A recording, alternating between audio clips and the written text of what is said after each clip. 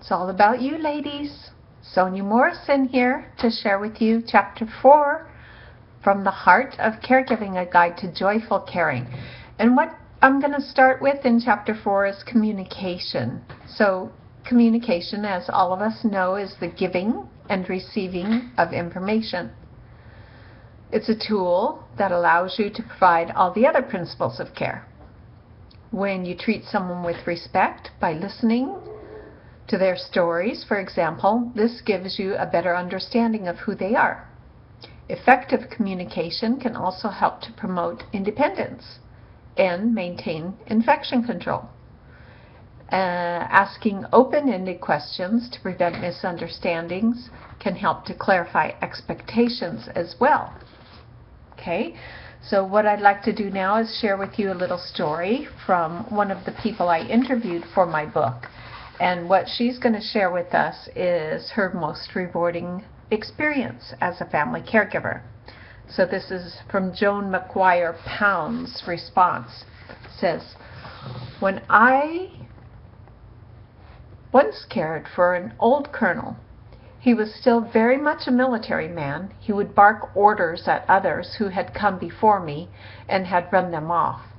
My parents had both been in the military, and I worked for the military academy at one time, as I was chosen to try to take care of him before his family would have satisfied that it was impossible for anyone to suit him.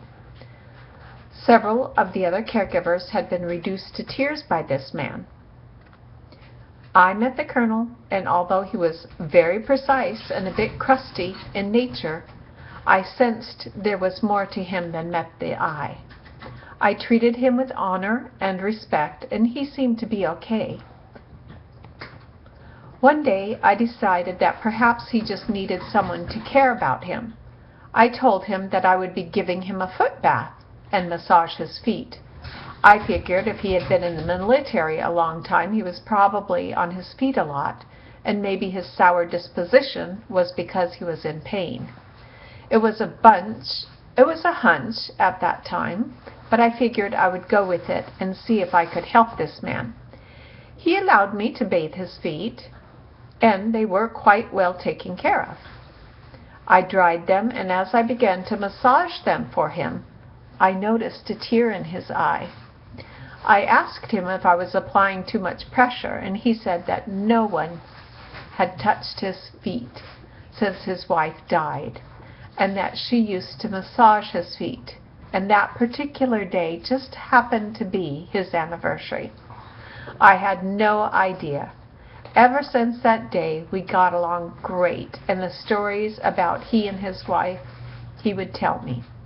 Apparently, he missed her dearly and was just putting up a front to not allow anyone else to get close so that he didn't hurt anymore when they left."